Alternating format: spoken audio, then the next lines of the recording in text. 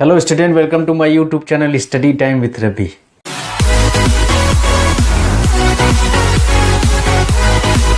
मैं हूं रविकांत पाल। यदि आप मेरे चैनल पर नए हैं तो मेरे चैनल को सब्सक्राइब करें और मेरी वीडियो को लाइक शेयर और उस पर कमेंट करें और नई वीडियो के नोटिफिकेशन के लिए बेल आइकन जरूर दबाएं। तो आइए आज एक टॉपिक लेके आया हूँ, क्लास 12th के फिजिक्स का टॉपिक है। चैप्टर का नाम है संधारित्र तथा परावैद्युत, कैपेसिटर एंड डाई इलेक्ट्रिक्स। इस चैप्टर से एक टॉपिक लेके आया हूँ, समांतर प्लेट संधारित्र की धारिता, capacitance of A parallel plate capacitor. तो आइए उसके बारे में जानते हैं। अब इसमें समांतर प्लेट संधारित्र की धारिता, capacitance of A parallel plate capacitor, उसके लिए फार्मूला ज्ञात करेंगे। सबसे पहले जानते हैं हम लोग कि समांतर प्लेट संधारित्र किसे कहते हैं, पैरेलल प्लेट कैपेसिटर किसे कहते हैं। तो इसमें धातु की दो लंबी और समतल प्लेटें होती हैं जो एक दूसरे से बिल्कुल समीप रखी रहती हैं और उन पर एक पर धन आवेश दिया जाता है, जिसके कारण प्रेरण कारण दूसरे प्लेट पर ऋण आवेश उत्पन्न हो जाता है। तो उसको बोला जाता है समांतर प्लेट संधारित्र कहते हैं।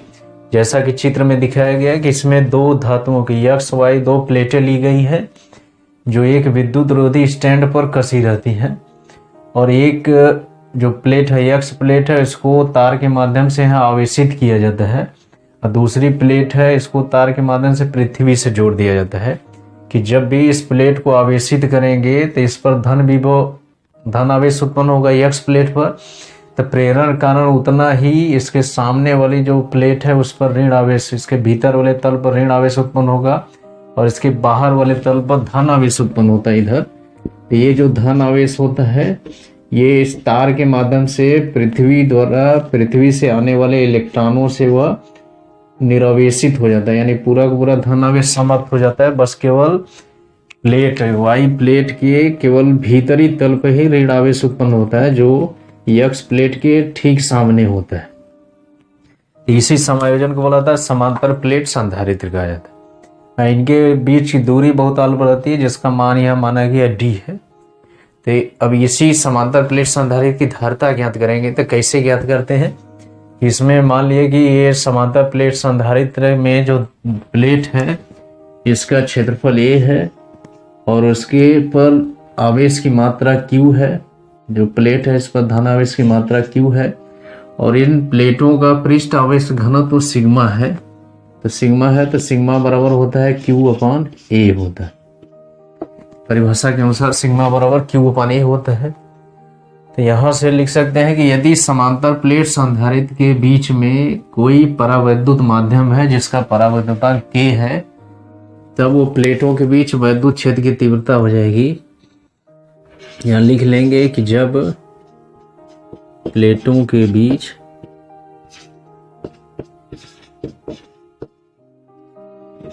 K परावैद्युतांक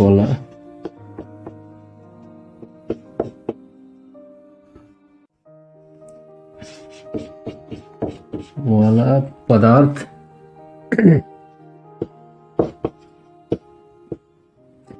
रखा हो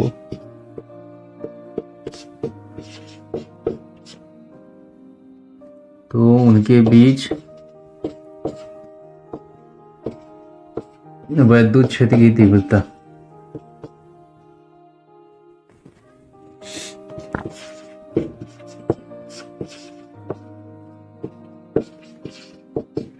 वैद्युत क्षेत्र की तीव्रता को E से दिखाएंगे। तो E बराबर लिख सकते हैं σ/K∁0। यहाँ सिग्मा समांतर प्लेट की का पृष्ठ आवेश घनत्व है, K परावैद्युतांक माध्यम का परावैद्युत पदार्थ का परावैद्युतांक है, ε0 निर्वात की विद्युतशीलता। तो इसमें मान रख देंगे, सिग्मा का मान यहाँ से रख देंगे तो हो जाएगा Q/KA∁0। तो ये इसका मान हो जाएगा। फिर आगे लिखेंगे यदि प्लेटों के बीच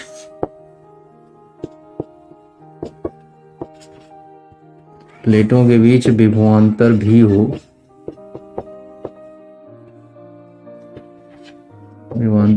हो तो यहां से लिख सकते हैं हम लोग E बराबर लिखते हैं V/D ये संबंध आता है तो यहाँ से भी का मान निकाल सकते हैं। भी बराबर हो जाएगा E इंटू डी।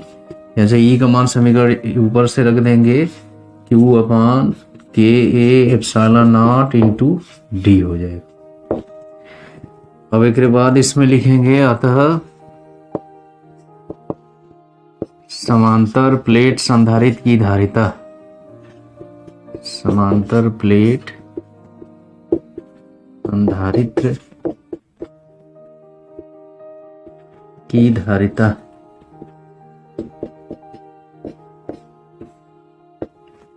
यदि धारिता C हो तो C बराबर फार्मूला होता है Q अपान भी होता है। यहाँ से भी का मान रख देंगे, आ जाएगा C बराबर Q। अब भी का मान इस समीकरण से रखेंगे, Q अपान हो जाएगा के A epsilon not into D हो जाएगा।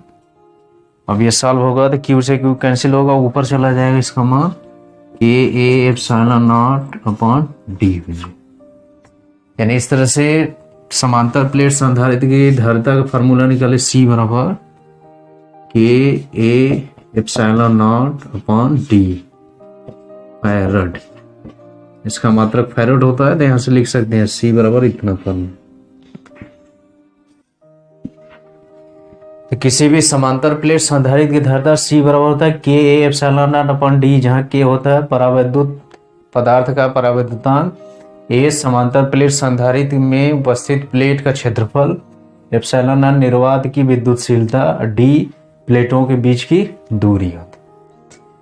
तो ये रहता है जब उसके प्लेट के बीच में कोई भी परावैद्युत माध्यम रखा जाता है। जब यहाँ कर सकते हैं कि जब प्लेटों के बीच निर्वात हो, जब प्लेटों के बीच निर्वात हो, जब निर्वात रहेगा तो K बराबर हो जाता है 1 हो जाता है, क्योंकि वायु या निर्वात का परावैद्युतांक 1 होता है। इसलिए निर्वात में समांतर प्लेट संधारित्र की धारिता को C नॉट से प्रदर्शित करेंगे तो C नॉट बराबर होता है A epsilon not upon D हो जाता है। तो इन दोनों संबंधों से यहाँ इसका मान लिख सकते हैं फैरड। इन दोनों संबंधों से यदि C अपॉन C नॉट का मान निकाला जाए तो ये आता है K के बराबर आता है, या इसको लिख सकते हैं C बराबर लिख सकते हैं K C नॉट लिख सकते हैं। यानी किसी भी समांतर प्लेट संधारित्र की धारिता, उसमें K परावैद्युतांक का पदार्थ रखने पर उसकी धारिता पहले की निर्वात में जो समांतर प्लेट संधारित्र की धारिता है उसका K गुना हो जाती है, यानी उतना बढ़ जाता है। और इस संबंध से हम लोग C अपॉन C नॉट बराबर K, ये ऊपर वाला संबंध है, इससे परावैद्युतांक को परिभाषित कर सकते हैं कि किसी भी पदार्थ का या माध्यम का परावैद्युतांक उस माध्यम में समांतर प्लेट संधारित्र की धारिता और निर्वात में संधारित्र की धारिता के अनुपात के बराबर होती है। तो इस तरह से इसको परिभाषित कर सकते हैं। तो आज हम यहाँ पर हम लोग सीखे समांतर प्लेट संधारित्र की धारिता C बराबर के A epsilon not upon D, ये फैरड होता है।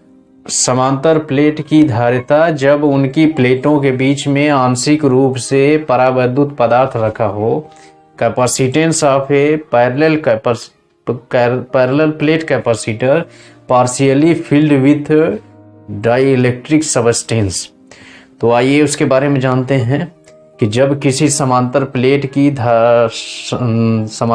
संधारित्र के बीच में कोई परावैद्युत पदार्थ आंशिक रूप से रखा हो, यानी पूर्ण रूप से स्थान नहीं घिरा हो, उसके बीच में रखा हो, तो उसकी जो धारिता होती है किस तरह से प्रभावित होती है, तो उसके लिए हम लोग व्यंजक प्राप्त करेंगे। तो आइए देखते हैं। अब इसमें माना है कि एक समांतर प्लेट संधारित्र है, इसमें XY प्लेटें हैं और इन पर Q आवेश दिया जाता है। इस पर प्लस Q आवेश आ जाएगा, इस पर माइनस Q आवेश आ जाएगा। तो Y प्लेट को पृथ्वी से अर्थिंग किया गया, भूमिगत किया गया है, और इन प्लेटों का क्षेत्रफल मान लीजिए कैपिटल A है और दोनों प्लेटों के बीच की दूरी स्मॉल d है, और इन दोनों प्लेटों के बीच में एक K परावैद्युतांक का माध्यम रखा गया है, परावैद्युत पदार्थ रखा गया है, जिसकी मोटाई टी है। यानी ये पूरी तरह से नहीं भरा गया है, आंशिक रूप से इसमें रखा गया है। यानी इधर भी इतना खाली स्थान है, इधर भी इतना खाली स्थान। यानी निर्वात में जो खाली स्थान होगा, पूरा दूरी डी है, इसकी मोटाई के बराबर निकल जाएगा। निर्वात में खाली स्थान डी माइनस टी आएगा, और ये परावैद्युत पदार्थ की चौड़ाई या मोटाई टी है, तो ये हो सकता है। ठीक है ना। तो इसमें क्या होगा कि निर्वात में वैद्युत क्षेत्र की तीव्रता अलग होगी, और ये पदार्थ में वैद्युत क्षेत्र की तीव्रता अलग होगी। तो उसको हम लोग लिख लेते हैं कि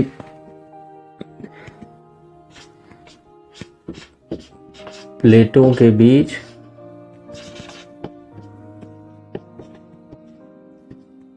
बीच निर्वात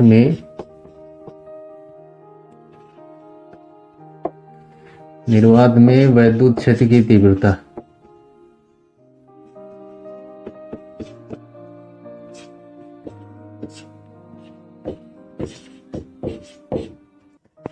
वैद्युत क्षेत्र की तीव्रता हमारे निर्वात में ई नॉट है, तो ई नॉट बराबर लिख सकते हैं हम लोग Q upon A epsilon not लिख सकते। फिर इसके बाद लिखेंगे परावैद्युत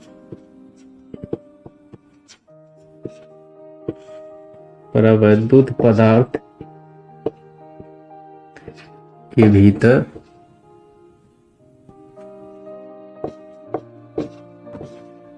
वैद्युत क्षेत्र की तीव्रता। यहाँ वैद्युत क्षेत्र की तीव्रता हमारी ई है, तो ई बराबर लिख सकते हैं हम लोग Q अपॉन के ए एप्सिलॉन नॉट लिख सकते।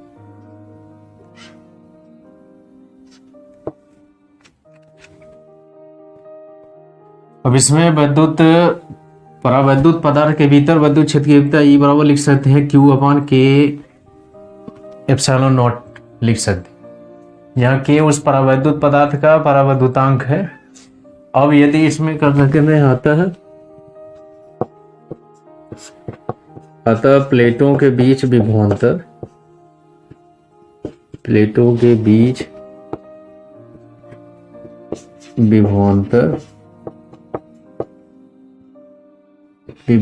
भी हो, तब भी बराबर क्या लिख सकते हैं हम लोग। अब ये जो विभवांतर माना गया प्लेटों के बीच माना गया है, तो प्लेट के बीच में जो विभवांतर होता है दो भागों में विभाजित रहेगा, एक निर्वात में और एक परावैद्युत पदार्थ। तो मान लीजिए कि निर्वात का जो विभव है भी है, तो भी निर्वात लिख सकते हैं प्लस भी परावैद्युत लिख सकते हैं। ये दोनों वोल्टेज को मिला के ही प्लेटों के बीच का विभवांतर है। तो यहां से लिख सकते हैं इसका मान भी बराबर, निर्वात में विभव कितना होगा, भी बराबर हम लोग जानते हैं फॉर्मूला होता है भी बराबर ई गुणे डी होता है। या ई है वैद्युत क्षेत्र की तीव्रता, डी दूरी है। तो यहाँ निर्वात के लिए लिखेंगे भी बराबर ई डी लिखेंगे, तो यहाँ लिख सकते हैं ई नॉट इंटू डी लिख सकते हैं। निर्वात में वैद्युत क्षेत्र की तीव्रता ई नॉट है, उनके बीच की दूरी निर्वात में जो खाली स्थान उनके बीच की दूरी क्या होगा कि पूरा डी है, उनमें से टी निकल जाएगा, यानी डी माइनस टी हो जाएगा। ये हो जाएगा निर्वात में इसका विभव हो जाएगा, प्लस परावैद्युत में ई गुणे डी, तो डी की जगह क्या लिखेंगे, ये इसके जो मोटाई है परावैद्युत पदार्थ की उसका इसमें गुणा कर दें, तब ये समीकरण हमको मिल जाएगा। तो यहां से मान इसका लिख सकते हैं भी बराबर ई नॉट का मान यहां से रखेंगे Q upon A epsilon not पुस्तक में डी माइनस टी हो जाएगा, प्लस ई का मान यहां से रखेंगे Q अपॉन के एप्सिलॉन नॉट इंटू टी हो जाएगा। यहां से फिर भी बराबर लिख लेंगे, इसमें ये कॉमन होगा Q upon A epsilon not common होगा, तो यहाँ बचेगा b माइनस टी बचेगा, प्लस यहाँ बच जाएगा t नीचे k बच जाएगा। तो ये हो जाएगा विभवांतर हो जाएगा। तो जब प्लेटों के बीच का विभवांतर भी है, तब संधारित्र की धारिता यहाँ से लिख सकते हैं, तब संधारित्र की धारिता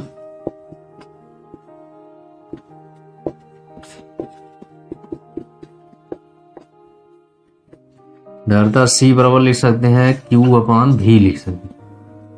इसमें मान रख देंगे Q/V का मान यहीं से रख देंगे, हो जाएगा Q/A/0 कोष्टक में D - T प्लस T/K। तो यहाँ Q से Q कैंसिल हो जाएगा, ये ऊपर चला जाएगा, यहाँ से लिख सकते हैं हम लोग, ऊपर चला जाएगा तो आ जाएगा A/0 A/D - T plus T/K। तो ये फार्मूला आता है। तरह से ये आया C का मान, तो यहां से C बराबर लिख सकते हैं हम लोग A/0 D - T plus T/K।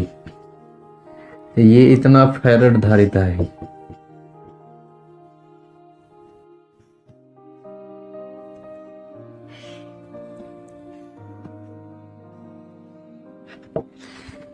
यानी यहाँ से जब किसी समांतर प्लेट संधारित्र में आंशिक रूप से परावैद्युत पदार्थ भरा रहता है तो उसकी धारिता C बराबर आता है A/0 D - T/K, जहाँ A है समांतर प्लेट संधारित्र का क्षेत्रफल है, प्लेट का क्षेत्रफल है, D प्लेटों के बीच की दूरी है, T परावैद्युत पदार्थ की मोटाई है जो उन प्लेटों के बीच में भरा हुआ है, K परावैद्युत पदार्थ का परावैद्युतांक। तो इस समीकरण से स्पष्ट है कि जब भी प्लेटों के बीच में आंशिक रूप से कोई परावैद्युत पदार्थ रखेंगे तो उसका परावैद्युतांक सदैव 1 से कम होता है।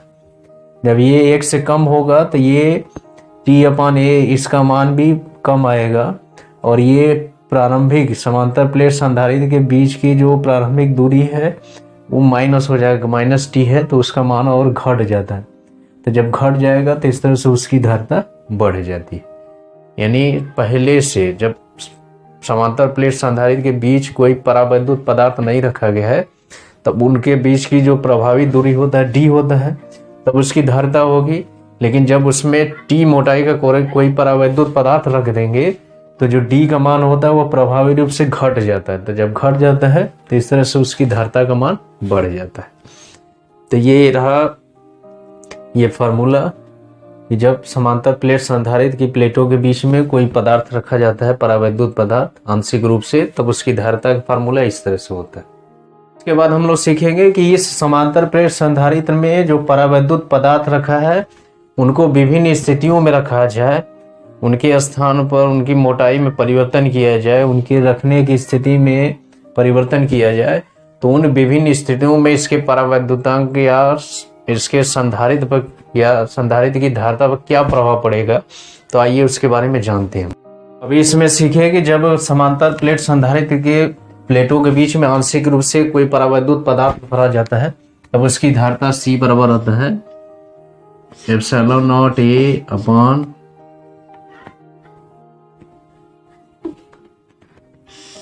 अपान हो जाएगा D - T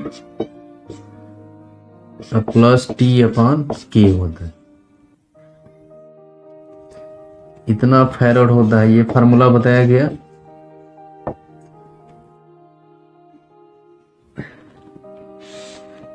अब इसी फार्मूले के अनुसार हम लोग विशेष स्थितियों का अध्ययन करेंगे। इसमें है विशेष स्थितियां।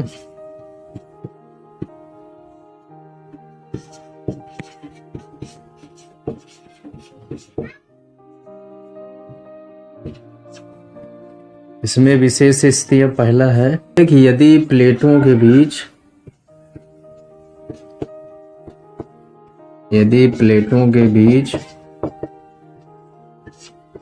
पूरे स्थान में परावैद्युत रखा हो,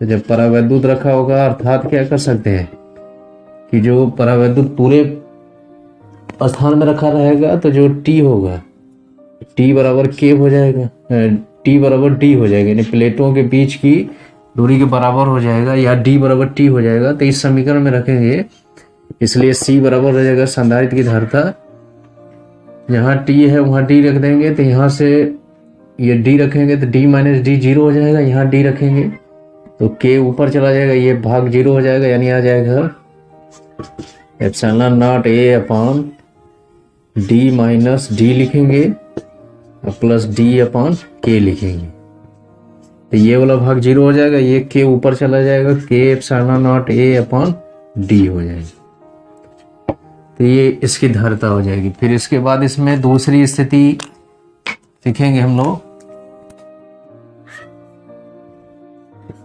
दूसरी स्थिति इसमें है कि यदि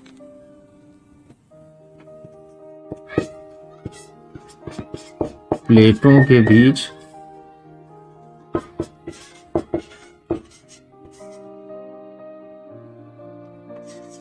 बीच पूरे स्थान में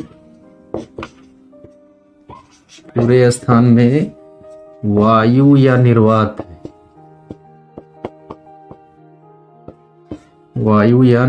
हो, तब यहाँ पर क्या हो जाएगा, तब k बराबर 1 हो जाएगा।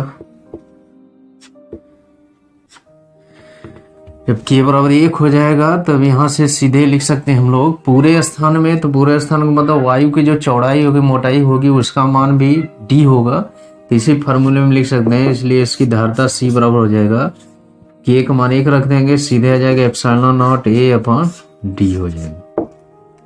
तो इस तरह से इसका मान ज्ञात कर सकते हैं। फिर इसमें तीसरी स्थिति आती है, स्थिति यदि प्लेटों के बीच टी मोटाई की धातु की पट्टी रखी जाए,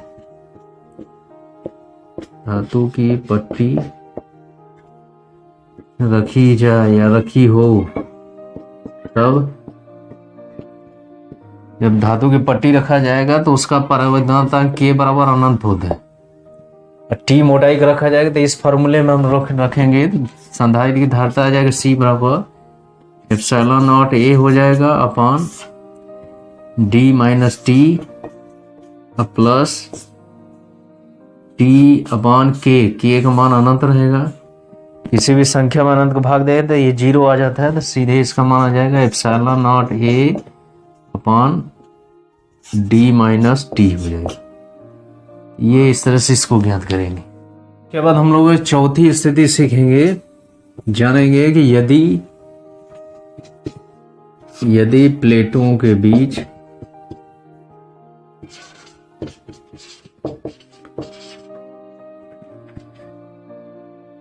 K1, K2, K3 dash dash परावैद्युतांक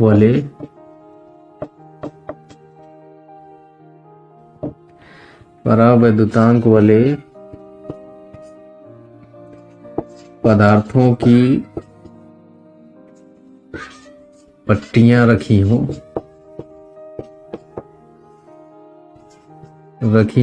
जिनकी मोटाइयां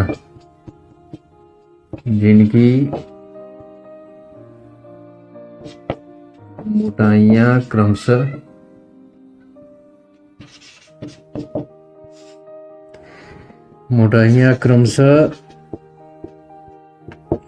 T1,